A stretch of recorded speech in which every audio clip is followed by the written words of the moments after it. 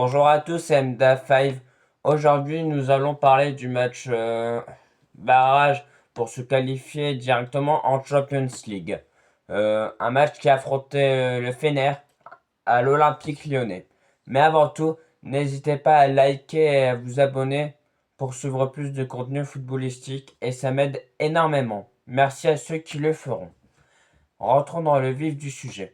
Entre le Fenerbahçe et l'Olympique Lyonnais, il y a eu un match nul partout en Turquie. Donc pour moi, c'est un très beau résultat pour les Lyonnais car ils ont juste à marquer un seul but et à bien défendre pour directement se qualifier. Vu que ce sera dans leur stade, les supporters arrêteront pas de pousser pour voir un but lyonnais. Donc c'est un gros avantage pour l'Olympique lyonnais. Mais attention à trop prendre ça comme acquis.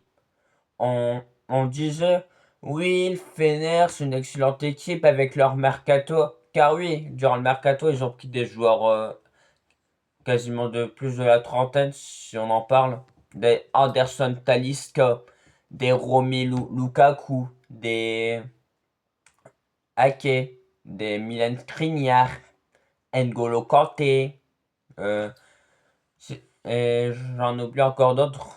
J'ai calculé dans l'équipe titulaire, il y avait 7 mecs de plus de 30 ans.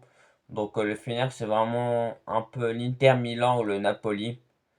Bah, c'est un peu comme le championnat de la Serie A parce que la Serie A, on dit que c'est un club c'est un ce sont des clubs de retraités, mais le Fener, je trouve pas mieux parce que pourquoi tu prends Romelu Lukaku? Certes, en sélection, il a marqué 93 buts, c'est une folie.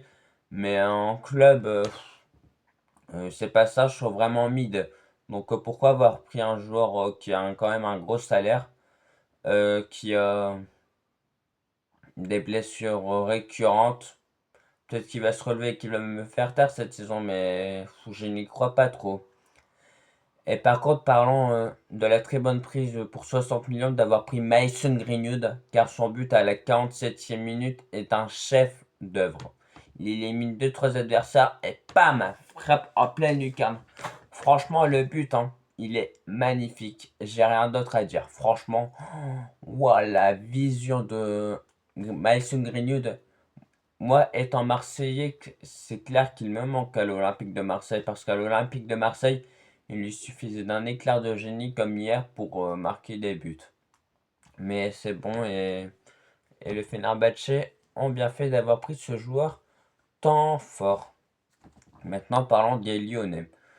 Première période, je les ai trouvés très bons, mais c'est surtout en seconde période qu'ils ont su apporter une certaine âme, malgré que c'est en première période, donc sur un très très beau centre de Coco Tolisso pour la tête de Luis Openda. Luis Openda, il était critiqué à la Juventus, mais j'ai l'impression qu'à Lyon, il a retrouvé son meilleur potentiel. Donc félicitations encore aux Lyonnais d'avoir eu la vision de le prendre. Et s'il continue à faire une saison comme ça, forcément, Lyon va vouloir l'acheter. Et ça serait tout à fait compréhensible. Euh, Franchement, le match tout assez équilibré. L'arbitre, il a été très bizarre parce qu'en termes de arbitrage, il mettait jamais de carton jaune pour le Fener. Il a fallu que Milan Skriniar fasse 7 fautes en tout pour se prendre un carton jaune. Un carton jaune pour N'Golo Kanté qui a fait une faute dangereuse quand même. Donc, ouais, l'arbitre a vraiment été bizarre, je trouve. Je trouve que les arbitres sont de plus en plus bizarres dans l'arbitrage. Je sais pas si c'est moi qui ne m'habitue pas ou si c'est les arbitrages qui sont vraiment mauvais. Mais de voir ça, c'est hard quand même. Maintenant, parlons de certains joueurs du Fener et de mon avis. Nathan Ake, oui, Nathan Ake, je l'ai trouvé plutôt assez moyen. Ça se voit que c'est plus le Nathan Ake Prime de Manchester City en 2022-2023, c'est certain. Parce que vu qu'il a pris de l'âge en termes de vitesse, de repli défensif, c'est vraiment pas fou.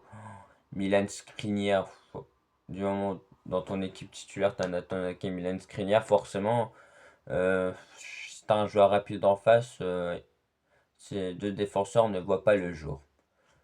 N'Golo Kanté il a été bon dans l'interception, dans la récupération de balles. Donc franchement, N'Golo Kanté, j'ai l'impression qu'il a pas perdu de son niveau.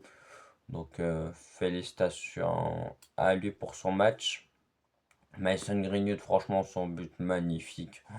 Comme je vous ai dit, Mason Greenwood, certes, c'est pas le mec qui fait le plus de retours défensifs, s'il faut être honnête. Mais sur un bon ballon, il peut faire clairement des différences.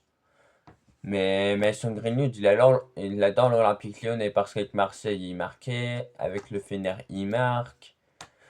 Donc franchement, j'ai l'impression que Mason Greenwood a encore une rancœur envers l'Olympique Lyonnais. Et Anderson Talisca, il était invisible. Je sais même pas pourquoi ils l'ont pris, ce joueur mid. Franchement, Anderson Talisca, je sais pas ce qu'il a de plus que d'autres avant-centres qui jouent en Ligue 2. Peut-être que j'abuse, hein. Mais je le trouve vraiment pas fou, Anderson Talisca. Et c'est juste mon avis, j'ai envie de vous dire. Euh, Maintenant, parlons des joueurs lyonnais.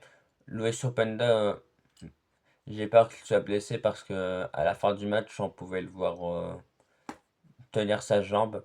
Ou car on sentait qu'il avait mal, donc espérons pour lui que ça soit pas si grave que ça. Euh, Ensuite, qu'est-ce que je peux vous dire? Coco Tolisso il a réalisé un très beau centre pour la tête de Luis Openda. Euh, Franchement, les joueurs lyonnais, je m'attendais qu'ils perdent, mais non, ils ont su tenir le résultat, même égaliser. Euh, ouais, plutôt, les joueurs lyonnais ont marqué en premier, après Fenerbahçe ont marqué, mais il n'y a pas eu d'autres buts. Donc c'est un nul vierge, un partout. Tout reste à faire au Groupama Stadium. Il n'y a pas une équipe qui prend le dessus, malgré que l'Olympique Lyonnais a un avantage que ce soit dans leur stade. Donc voilà, franchement, une rencontre plutôt assez mythe quand même en termes d'occasion, si on est honnête. Un match où deux équipes avaient peur, j'avais la pression. Donc voilà. En tout cas, félicitations aux deux équipes et vivement le, vivement le match au retour pour voir qui passera directement en Champions League. Parce que c'est clair, hein, s'ils se qualifient, bah, c'est tout joyeux pour eux, hein. Car s'ils se qualifient, comment dire?